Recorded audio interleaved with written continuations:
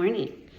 I took down the last video and I am reposting it because there were a few things with the Guardian Redeemer that I wanted to make sure were accurate and correct. And if there's anything that I feel like I have a misunderstanding of, I don't want that going out and being posted. So I took it down so that I could fix it, and I redid a little bit in my lesson. And tomorrow is when I give my lesson. So I'm feeling pretty good about it. I want to hear how you feel about it and what I can improve, thoughts, pointers, anything, because this is just Maggie's interpretation based on how on my own walk. Okay, so here's how it goes.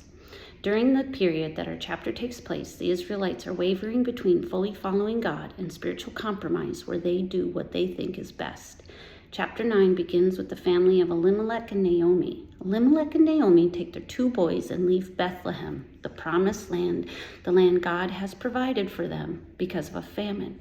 They were doing what they thought was right by leaving. They left behind their family, their home, their land to move to Moab.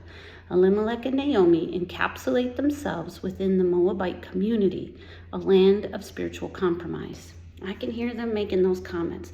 I know that God said we shouldn't, or I know that God said we should, but these guys are just so nice. It wouldn't hurt to just once or to not.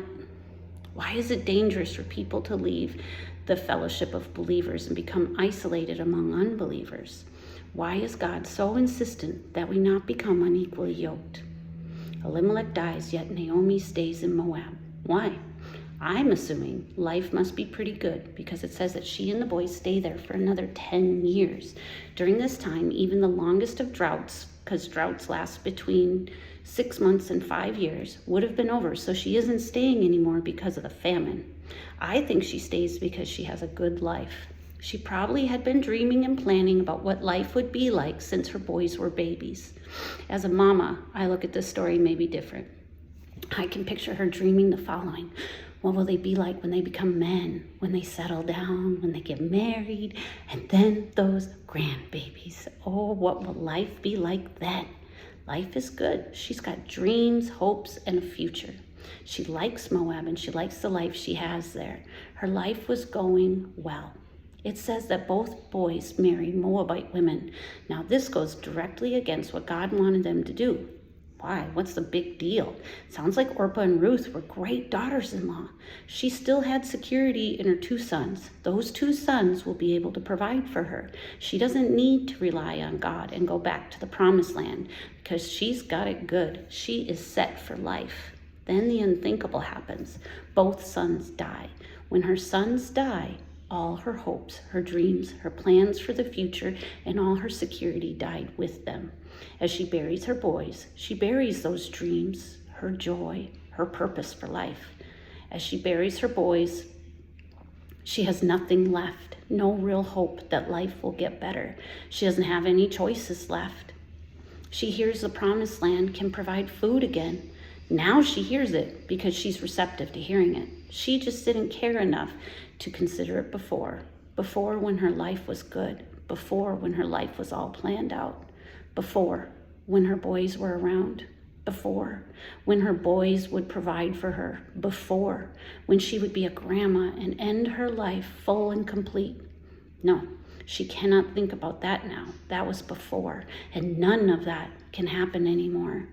She has been forced into this new life. She doesn't have any choice left but to go back to Bethlehem. I don't think she's considering it the promised land. All Naomi can see is what she's lost and how God is against her. She's lost everything. There's no hope, no future, nothing. Because all her hopes, her dreams, and her future were buried when she buried her boys. Now she's going back to Bethlehem, back to God, because she must, not because she wants to. She's going to live out the rest of her life as a poor beggar, and she has no choice in the matter. Naomi does not mince words and explains that life will be hard destitute, humbling, no real chance of a better, improved life. Naomi knows that when her boys died, she lost all her security, her financial, her physical security. Sons are to provide for their parents as they age, and now she has no one left to provide for her. She sees this as a punishment from God. What exactly is she being punished for? Could it be that all along she knew she shouldn't leave God's provisions? She shouldn't have left God's people and the land that was given to them and made all those compromises? Could it be that she knows she should have returned to Bethlehem as soon as the drought was over, or when Elimelech died, or when? Could it be that this is just a punishment because she allowed her boys to marry outside the tribe of Judah? I believe these thoughts continued to race through her mind with all the broken dreams, hopes, and plans for the future that she had when she had to bury those boys. God is mad at me. I have lost everything that was good in my life. I left full and am coming back empty. I left full and am coming back empty. She tells Orpah and Ruth to return to their families, to their old lives, and hopefully, just hopefully, they'll be able to find a new husband. That is what she placed her security in.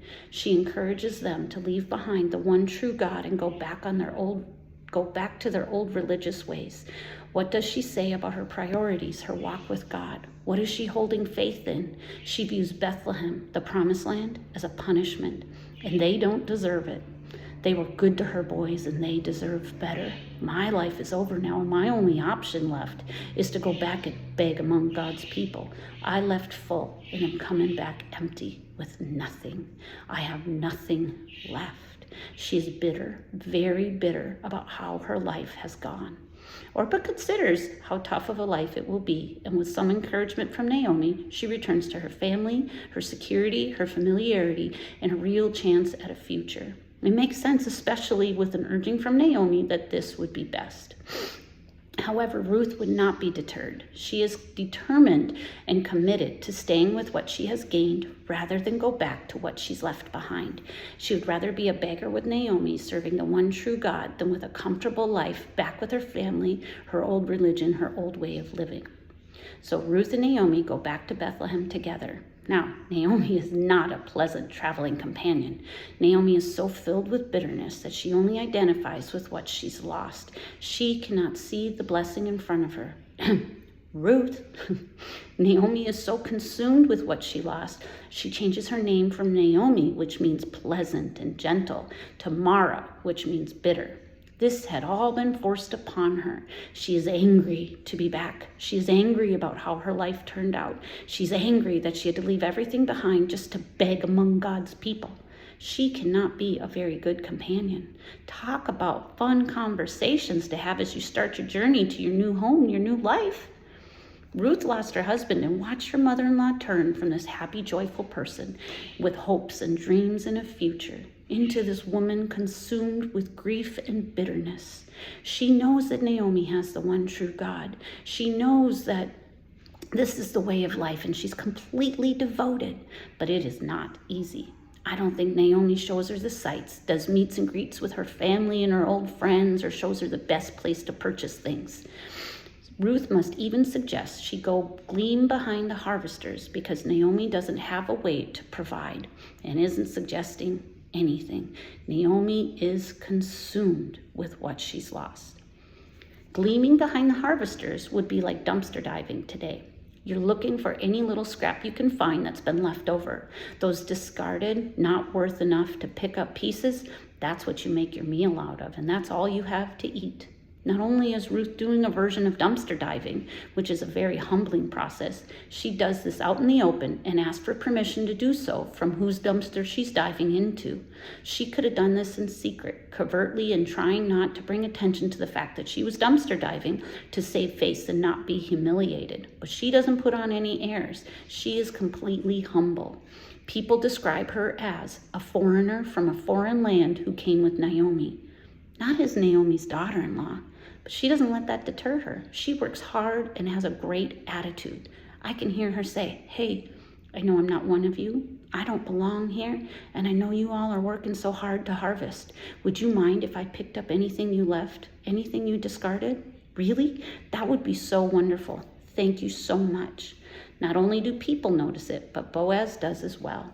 Boaz just so happens to come along when Ruth is gleaning in the field. He's given the 411 about this foreigner from a foreign land who came with your cousin Naomi. However, Boaz doesn't see her as a foreigner from a foreign land who came with Naomi. First, he calls her daughter, not foreigner from a foreign land? Really? That's different. Then he tells her he sees her as this courageous woman who left everything behind to become a foreigner in a promised land, the land of God, who has to dumpster dive for provisions and who lives with a bitter old lady. He also notices that while Naomi is bitter, Ruth never returns the insults, but remains kind, giving, willing, gentle, and pleasant. But it doesn't end there. He continues to shower her with kindness and acceptance. He gives her food to eat, invites her to glean among the harvesters, and provides protection among his workers. That day, she takes home between 29 and 30 pounds of barley. Ruth continues showing her character, her commitment, her dedication, and her selflessness. She's not out trying to bring attention to herself, share her woes, or try to get a new husband. She's focused on caring for Naomi and herself, and Boaz takes notice. After they've been there a while, Naomi begins to heal from some of her grief. She now recognizes that Ruth has done all that she has done, and how she has continued to be awesome, even when things have been rough. She now can see that Ruth deserves to have a better life than a life filled with begging. She also notices that Boaz has been pretty awesome as well and has shown kindness and compassion towards them. Was this the first time she was able to think of anyone besides herself because of her grief? It very well could be that God had done so much healing on her heart that she is now able to see beyond what she's lost to what's right in front of her. So she explains the guardian redeemer law to Ruth. The guardian redeemer law, which is also called Goel, is a Mosaic law that rescues, delivers, and redeems people and property. This law is to protect and keep property within the family and to preserve the lineage. Elimelech's name and his property are up for sale. The closest relative is supposed to buy the land and produce an heir with the acquired wife. This heir would eventually take over the land. Everything would go to this heir instead of staying with the closest relative's lineage. Does this make sense? The closest relative for Naomi says, "Thanks, but no thanks. I already have my family set up, and I don't want to mess with my heir's inheritance. You go ahead, Boaz. You redeem Naomi's property and acquire Ruth. You go ahead and take one for the team. Self-sacrifice your rights and take on the lineage of Elimelech with Ruth." However, Boaz doesn't see it this way. He doesn't look at what he's giving up, but what he's gaining. He sees Ruth and how she chose him over someone younger. He was 80 years old at the time of their wedding. He sees her heart and character are drawn to what kind of person you are more than what you have and what you look like. Boaz sees this as a win-win situation. Boaz learned of Ruth's intention to have him be her guardian redeemer. You know what he did? He didn't want her to go back empty-handed to Naomi, so he gives her 6 measures of wheat in her shawl. I didn't know what that meant, so I had to look it up. It's an equivalent to 46 pounds of wheat in her shawl. It was so much to carry that Ruth looks pregnant carrying it home to Naomi. This seems pretty symbolic, doesn't it? Well, Boaz and Ruth go on to have a son, and his name is Obed. Therefore, Naomi's dreams, hopes, and all those years ago that she had to bury when she buried her boys, well, they've now come to fruition. The women state that Ruth loves Naomi and is better than 7 sons. What a compliment. Notice how it says, "May your house be like the house of Pharez, whom Tamar bore." What is that significance in that statement? Who's Pharez? If you remember back to Tamar, Tamar was a widow who was being discarded by Judah, and she tricked Judah into producing an heir. And then he is in the line of Judah as well. And it is a redeeming story as well. How did Ruth handle living through such a tough situation? What can we learn from her approach? How was Naomi treated in her grief and her despair? And why is that significant?